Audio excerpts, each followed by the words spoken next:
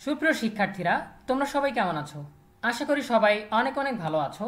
তোমরা এখানে একটা নিউজ বা আর্টিকেল দেখতে পাচ্ছ, শিক্ষার্থীর কাঁধেই মূল্যায়নের বাড়তি খরচের বোঝা।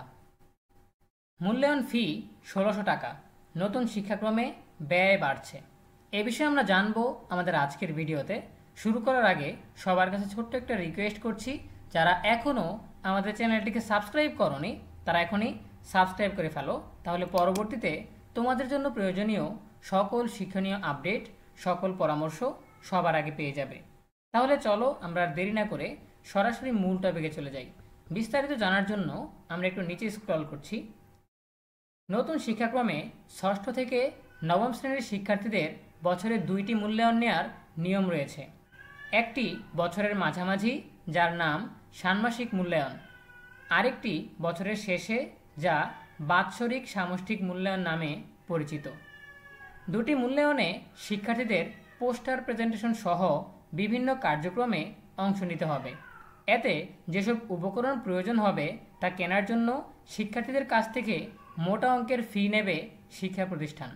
ফলে আগের নিয়মে পরীক্ষায় যে ফি নেওয়া হতো তার চেয়ে নতুন নিয়মে বাড়তি টাকা গুনতে হচ্ছে শিক্ষার্থী অভিভাবকদের।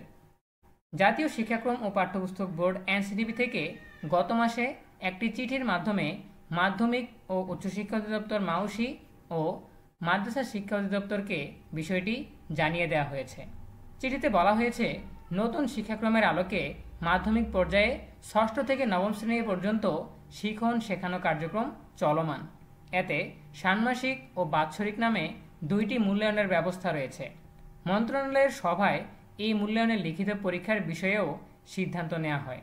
ফলে সামষ্টিক মূল্যায়নে লিখিত পরীক্ষার পাশাপাশি মৌখিক এবং প্রদর্শনধর্মী বিভিন্ন কার্যক্রম পরিচালনার জন্য কাগজ এবং আনুষঙ্গিক অন্যান্য উপকরণ সংক্রান্ত ব্যয় প্রতিষ্ঠানকে বহন করতে হয়।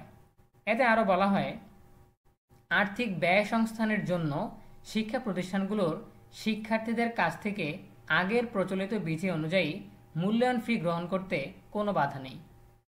শিক্ষার্থীদের কাছ থেকে প্রতিষ্ঠান কত টাকা ফি নিতে পারবে তা নির্ধারণ করে দেওয়া যাবে কিনা প্রশ্নে তিনি বলেন, না, এটা আমরা এখন পর্যন্ত ঠিক করিনি। যদি ঠিক করার প্রয়োজন পড়ে তাহলে তা বিজ্ঞপ্তির মাধ্যমে প্রতিষ্ঠানগুলোকে চিঠি দিয়ে জানিয়ে দেওয়া হবে। শিক্ষার্থীরা আগের নিয়মে বছরে 3টি পরীক্ষা দিত, প্রথম সাময়িক, দ্বিতীয় সাময়িক ও বার্ষিক পরীক্ষা। সেই নিয়মে 3 পরীক্ষা মিলে যত টাকা ফি গুনতে হতো তার চেয়ে এখন 2টি মূল্যায়নে ফি বেশি দিতে হচ্ছে। বাড়তি ফি নেওয়ায় ক্ষুব্ধ অভিভাবকরা। রাজধানীর মতিঝিল আইডিয়াল স্কুল অ্যান্ড কলেজের বনশ্রী শাখার 8ম শ্রেণীতে পড়ে রুবায়েত ইসলাম।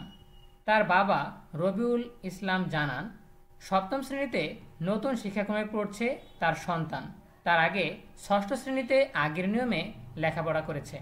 সে সময় পরীক্ষার ফি ছিল 300 টাকা করে, অর্থাৎ 3 পরীক্ষা মিলে ফি দিতে হতো মোট 900 টাকা।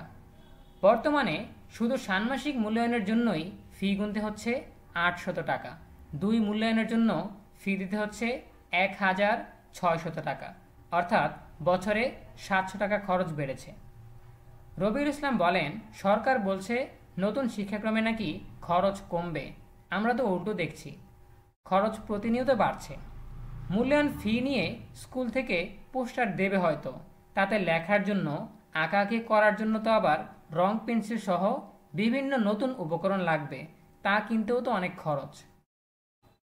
সো এই ছিল আমাদের এখনকার আপডেট থেকে আমরা যে বিষয়টা জানতে পারলাম যে মূল্যায়ন ফি অনেক বেশি। আগে সাময়িক পরীক্ষা নেওয়া হতো আগের শিক্ষাক্রমে, প্রথম সাময়িক, দ্বিতীয় সাময়িক, বার্ষিক, 3টে পরীক্ষায় 300 টাকা করে 900 টাকা নেওয়া হতো। এখন একটা সামষ্টিক মূল্যায়নেই নেওয়া হচ্ছে 800 টাকা করে। সুতরাং এদিক থেকে ব্যয় বাড়ছে। আবার প্রেজেন্টেশন করার জন্য যে আনুষঙ্গিক উপকরণগুলো লাগবে সেগুলো কিনতেও আরও অতিরিক্ত খরচ বহন করতে হবে অভিভাবকদের। এই ক্ষেত্রে দেখা যাচ্ছে যে নতুন শিক্ষাক্রমের কারণে শিক্ষায় ব্যয় বেড়ে যাচ্ছে শিক্ষার্থী এবং অভিভাবকদের। এই জন্য শিক্ষার্থী অভিভাবকরা ক্ষুব্ধ। সো পরবর্তী আপডেট নিয়ে আমরা কথা বলবো যদি এই বিষয়ে আর কিছু জানা যায়।